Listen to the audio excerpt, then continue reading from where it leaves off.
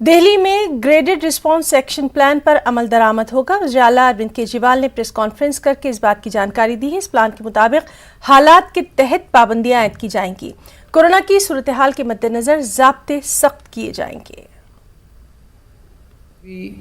काफ़ी तेजी के साथ केसेस बढ़ रहे हैं, लेकिन अच्छी बात यह है कि घबराने की बात नहीं है, डरने की बात बिल्कुल भी नहीं है इस बार, क्योंकि केसेस जो बढ़ रहे हैं वो मोस्टली माइल्ड केसेस हैं, एसिम्टोमेटिक केसेस हैं। अधिकतर केसेस में ना तो अस्पताल जाने की ज़रूरत पड़ रही है, ना ऑक्सीजन की ज़रूरत पड़ रही है, ना आईसीयू की ज़रूरत पड़ रही है, ना वेंटिलेटर की ज़रूरत पड़ रही है। बहुत ही माइल्ड केसेस हैं और बहुत ही एसिम्टोमेटिक केसेस हैं, बहुत सारे। 0.5% से ज़्यादा 2-3 दिन से चल रहा है, इसीलिए लेवल 1 जो है ग्रेडेड एक्शन प्लान का, उसको लागू करने का निर्णय लिया गया है। कुछ चीज़ों के ऊपर पाबंदियां लगाई जा रही हैं। इसकी पूरा डिटेल्ड ऑर्डर आपके सामने आ जाएगा कि कौन कौन सी चीज़ों पे क्या क्या पाबंदियां लगाई जा रही हैं, लेकिन ये पाबंदियां आपके लिए लगाई जा रही हैं। मैं जानता हूँ आप सब लोग थक चुके हैं, 2 साल हो गए कोरोना को, 2 साल के अंदर इतनी बार पाबंदियां लगी कि आप सब लोग थक चुके हैं, लेकिन क्या करें, ज़रूरी है, आपकी सेहत ज़रूरी है, आपकी ज़िंदगी ज़रूरी है, इसलिए ये पाबंदियां लगाई जा रही हैं। मेरी आपसे हाथ जोड़ के विनती है कि आप सब लोग इन पाबंदियों का ज़रूर से ज़रूर पालन करें। तो चिंता करने की ज़रूरत नहीं है, जिम्मेदार बनने की ज़रूरत है। मैं पर्सनली व्यक्तिगत तरीके तौर पे एक मिनट नज़र रखे हुए हूँ सिचुएशन के ऊपर, और मैं समय समय पे आके आपके साथ बात करता रहूँगा। अगर कुछ भी खतरे की बात होगी, चिंता की बात होगी, सबसे पहले मैं आपको बताऊंगा, लेकिन अभी बिल्कुल भी चिंता की बात नहीं है, लेकिन जिम्मेदारी के साथ काम लेना है। अब ये तस्वीरें नहीं आनी चाहिए बिल्कुल भी कि मार्केट के अंदर इतने भारी भीड़ लग रही है, फिर हमें मार्केट बंद करने पड़ेंगे, वो तो अच्छी चीज़ नहीं है, फिर लोगों की रोजी रोटी जाती है, आपका भी वो खराब हो जाता है। मुल्क भर में कोरोना के नए वेरिएंट ओमिक्रॉन के मामले तेजी से बढ़ते दिखाई दे रहे हैं। गुज़िश्ता कल मुल्क भर में ओमिक्रॉन के रिकॉर्ड 150 से ज़्यादा नए मामले देखे गए। मुल्क में ओमिक्रॉन मुतासरीन की तादाद 600 के करीब जा पहुंची है। दिल्ली में ओमिक्रॉन के सबसे ज़्यादा 142 मामले दर्ज किए गए। ओमिक्रॉन के बढ़ते मामलों को देखते हुए दिल्ली, महाराष्ट्र, यूपी, उत्तराखंड समेत कई रियासतों ने नाइट कर्फ्यू का निफाज कर दिया है। कर्नाटक में आज से, केरला ने 31 दिसंबर से नाइट कर्फ्यू का निफाज का ऐलान किया है।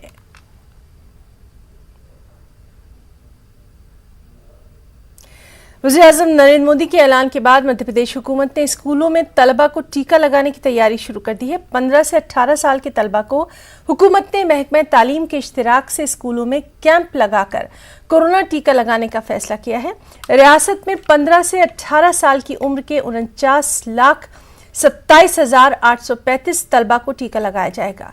इस उम्र के जिन बच्चों का स्कूलों में इंदराज नहीं है, उन्हें टीका लगाने का अलग से बंदोबस्त भी किया जाएगा। इसी के साथ मध्य प्रदेश हुकूमत ने आइंदा तालीमी साल से रियासतगीर सतह पर सीएम राइज स्कूल शुरू करने का फैसला किया है। इस ताल्लुक से मध्य प्रदेश के वजीर बराए स्कूली तालीम कुछ इस तरह अपने ख्यालात का इजहार करते हैं। शहबाग कैंप में जो हमारे इस उम्र के बच्चे हैं, हम कक्षाओं में ही, परिसर में ही वैक्सीनेशन की व्यवस्था कराने के लिए आगे जब भी लगेगा तब कार्रवाई करेंगे उसके। मध्य प्रदेश के वज़ीर आला शिवराज सिंह चौहान ने कोरोना के ताल्लुक से कहा कि रियासत में हालात काबू में हैं, लेकिन केसेस धीरे धीरे बढ़ते दिखाई दे रहे हैं। उन्होंने कहा कि रियासत की सूरत हाल को काबू में रखने के लिए आज अहम मीटिंग होने वाली है। उन्होंने कहा कि बच्चों के 15 से 18 साल तक वैक्सीनेशन के हवाले से पॉलिसी भी मुरतब दे दी गई है। 3 जनवरी से बच्चों की वैक्सीनेशन की शुरुआत हो जाएगी। अभी बैठक कर रहा हूं मैं कोरोना को लेके। मध्य प्रदेश में आज 42 पॉजिटिव केस आए हैं। स्थिति नियंत्रण में है, लेकिन धीरे धीरे केस बढ़ रहे हैं। हालांकि पिछले 3-4 दिनों से 30-40 के बीच में ही है, लेकिन हर तरह की सावधानी रखनी है। आज हम वर्तमान परिस्थितियों में, व्यवस्थाओं में और कौन सी चीज जोड़ी जाए उसका भी फैसला करेंगे। और विशेषकर प्रधानमंत्री जी ने जो प्रावधान किया है 15 से 18 साल के बच्चों के टीकाकरण का, उसकी रणनीति भी हम लोग बनाएंगे ताकि 3 तारीख से उस टीकाकरण के अभियान को भी हम सुचारू रूप से चला के अपने बच्चों को भी पूरी सुरक्षा दे पाएं और कोविड से सुरक्षा का कवच उनको ठीक से मिल जाए। बाकी हर चीज पर हम नजर रखे हुए हैं, व्यवस्थाएं हमारी चाक चौबंद है। जनता से यही अपील है कि सावधानी रखें। और सीधे रुख करेंगे भोपाल का, हमारे साथ मौजूद है हमारे साथी मेहताब आलम। मेहताब, हमने देखा कि 15 से 18 साल के तलबा को मध्य प्रदेश में खास तौर पर टीका लगाने की तैयारियां हो गई हैं, हुकूमती सतह पर बाकायदा कैंप भी लगाए जा रहे हैं, तफसीलात चाहेंगे। है ना, मध्य प्रदेश हुकूमत ने वज़ीर-ए-आज़म नरेंद्र मोदी के ऐलान के बाद अपनी तैयारी शुरू कर दी है। 3 जनवरी से कैंप लगाया जाएगा, जिसमें 15 साल से 18 साल के तलबा की तो जो है स्कूलों में कैंप लगाकर जो है उनको टीका लगाया जाएगा। और वो लोग जो स्कूल नहीं जाते हैं और इस उम्र के हैं उनको लिए अलग से इंतजाम किया जाएगा। अगर मध्य प्रदेश में तलबा की बात करें तो इनकी तादाद 49,27,815 है। और वो लोग जिनकी उम्र 60 साल से ऊपर है उनकी अगर हम तादाद की बात करें तो 71,62,015 है, जिनको लेकर मध्य प्रदेश हुकूमत ने तैयारी की है। लेकिन पिछले 4 दिनों से मध्य प्रदेश में जिस तरह से कोविड के मरीजों में इजाफा हो रहा है, उसने मध्य प्रदेश हुकूमत महकमा सेहत की तशवीश में इजाफा कर दिया है। थोड़ी देर बाद मध्य प्रदेश के वज़ीर आला शिवराज सिंह जो है इस मामले को लेकर जो है क्राइसिस मैनेजमेंट की कमेटियां जो मध्य प्रदेश के तमाम जिलों में है उसके साथ मीटिंग करेंगे। और ये उम्मीद की जा रही है कि हुकूमत कुछ नया फैसला और कुछ नई सख्ती का इजाफा कर सकती है। मेहताब, इस सब के बीच में कोरोना के हालात भी आपसे जानना चाहेंगे। है ना, हम बता दें कि जो है मैं नवंबर जो है 29 नवंबर से अब तक का अगर मैं ज़्यादा लूँ तो 29 नवंबर को मध्य प्रदेश में कोविड के कुल एक्टिव मरीजों की तादाद जहां पर 69 थी, वहीं पर अगर आज की बात करें तो 24 घंटे में कोविड के 42 मरीज सामने आए हैं। तो ये जो है तादाद में जिस तरह से इजाफा हो रहा है। और फिर अगर मैं दिसंबर की बात करूँ तो दिसंबर में कोई दिन ऐसा नहीं गुजरा जिस दिन मध्य प्रदेश में कोविड के मरीजों की तादाद 10 से कम आई हो। और वहीं पर ओमिक्रॉन की बात करें तो ओमिक्रॉन का दाखिला मध्य प्रदेश में हो चुका है।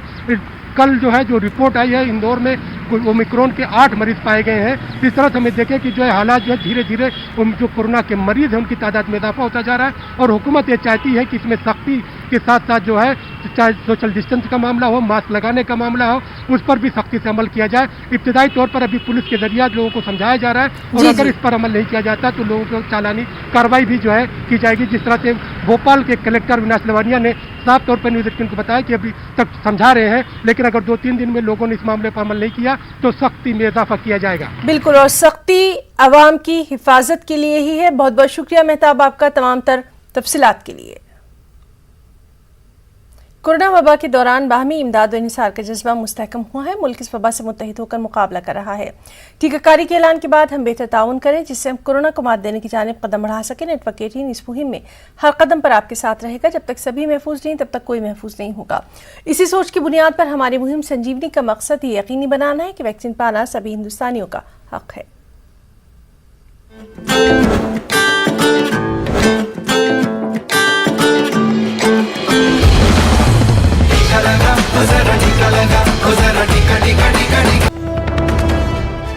इस वक्त की अहम खबर 2008 मालेगांव धमाका मामले से जुड़ी हुई 15वें गवाह को मुनहरिफ करार दिया गया। गवाह ने अदालत में चौंकाने वाले इंकशाफात किए हैं। गवाह ने कहा कि एटीएस ने मुझे आरएसएस के 5 लोगों के नाम लेने के लिए कहा था।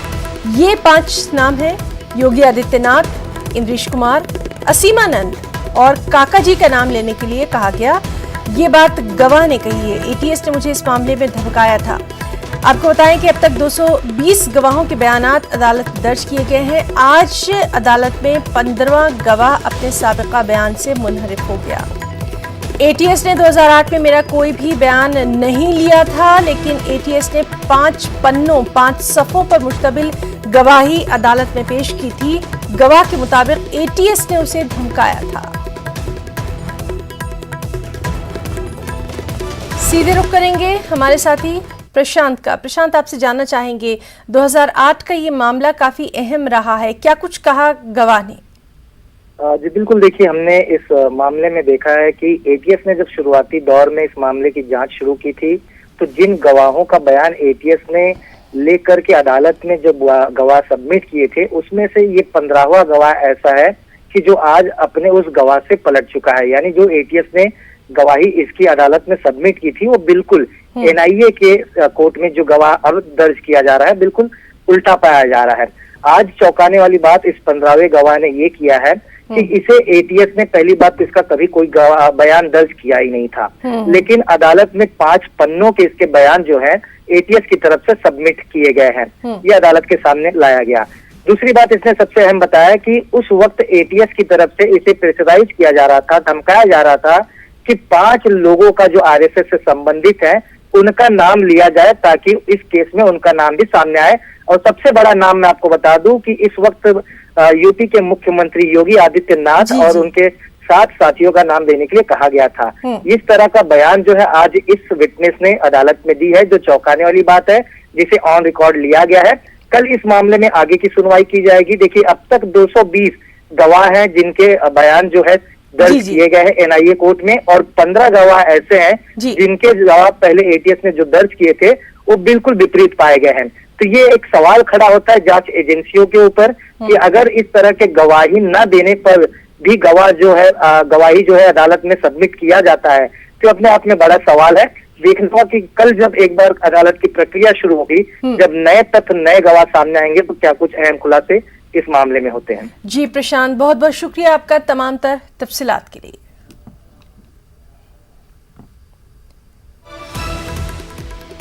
तो नाज़रीन, बेहद अहम खबर 2008 मालेगांव धमाके मामले से जुड़ी हुई 15वें गवाह को मुनहरफ करार दिया गया। गवाह ने अदालत में चौंकाने वाले इंकशाफ किए हैं।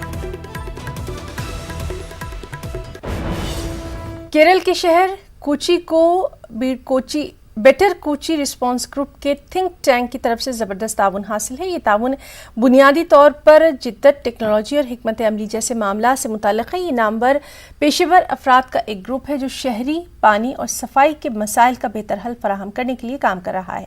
देखिए मिशन पानी की ये report.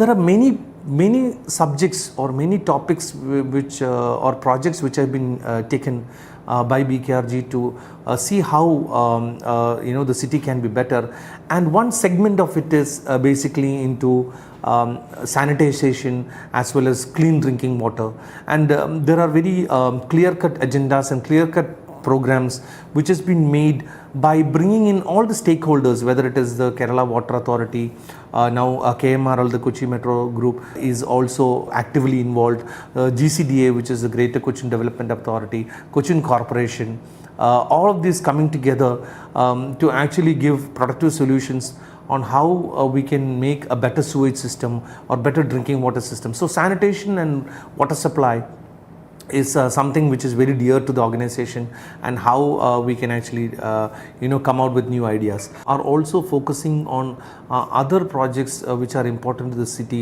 like garbage disposal as well as canal cleaning, and also tree planting.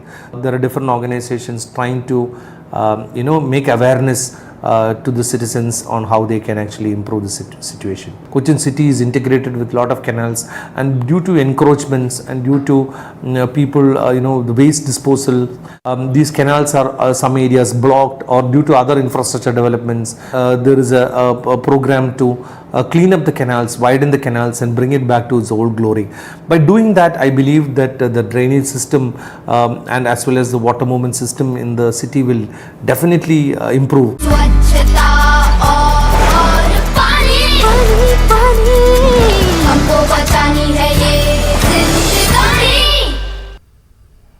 तो बुलेटिन में फिलहाल इतना ही। आप देखिए क्रिप्टो की समझ।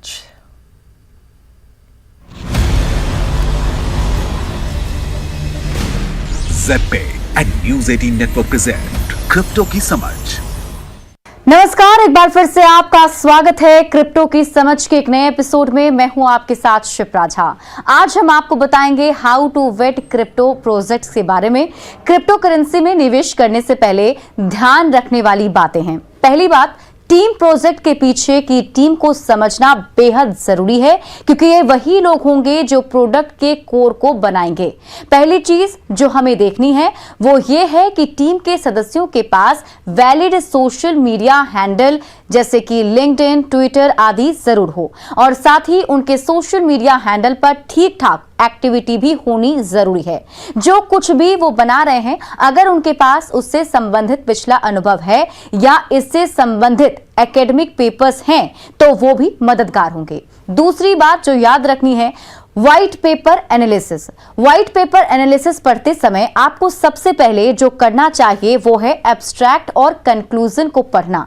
बस इन दो चीजों को पढ़ने से आपको इस बात का अच्छा अंदाजा हो जाएगा कि प्रोजेक्ट का विजन और गोल आखिर क्या है। मार्केट कैप को समझना यह भी बेहद जरूरी है। मार्केट कैप जितना कम होगा, जोखिम उतना ही ज्यादा होगा। न्यूनतम मार्केट कैप का सटीक साइज जो तय करना मुश्किल है, लेकिन एक सुरक्षित निर्णय पर पहुंचने के लिए अगली दो बातों को जरूर देखें। Total versus circulating supply. Circulation में टोकन की संख्या और माइनिंग किए जाने वाले टोकन की कुल संख्या का पता लगाने के लिए व्हाइट पेपर या प्रोजेक्ट के ब्लॉक की जांच जरूर करें। अगर पर्याप्त मांग के बिना लगातार नए टोकन बनाए जा रहे हैं तो टोकन की कीमत आखिर में नीचे चली जाएगी। सप्लाई एलोकेशन, किसके पास कितना है। एक अच्छे प्रोजेक्ट में फाउंडर टीम, सलाहकारों आदि के लिए एलोकेट किए गए टोकन को बेचने के लिए एक निश्चित समय तय किया जाता है, जिससे उस समय से पहले वो अपने टोकन्स ना बेच पाएं। इससे यह सुनिश्चित होता है कि प्रोजेक्ट सफल होने की ज्यादा गारंटी है। एक ओवरऑल होल्डिंग्स को जानने के लिए ऐसी कई वेबसाइट में से इथरस्कैन या फिर BSC स्कैन का इस्तेमाल किया जा सकता है। टोकन का इस्तेमाल, इकोसिस्टम में जारी किए गए टोकन का वेल डिफाइंड यूज केस होना चाहिए। यह जरूरी है क्योंकि भले ही किसी भी प्रोजेक्ट में पिछले सभी स्टेप सही किए गए हों, पर अगर टोकन का अच्छी तरह से यूज केस तय नहीं किया गया तो इसका मूल्य केवल अटकलों पर आधारित होगा। टोकन के कुछ अच्छे उदाहरण जिनके इस्तेमाल लगभग तय हैं वो है फीस लेन देन के लिए इस्तेमाल किए जाने वाले POS सिस्टम, गवर्नेंस आदि में नोट्स के तौर पर काम करने वाले टोकन। इनकी सोशल मीडिया एक्टिविटी, फॉलोअर्स और कभी कभी खास बैकर्स आदि को भी देखने की जरूरत होती है। ऊपर दी गई सभी बातों में से कोई भी अकेले काम नहीं करती। उन्हें आपकी जोखिम लेने की क्षमता और अस्थिरता के आधार पर जोड़कर देखना होगा और ट्रेंडिंग स्क्रीन की निगरानी करके अच्छी तरह से जानना होगा। फिर ऐसे ही रोचक जानकारी लेकर आऊंगी आपके लिए। तब तक के लिए नमस्कार।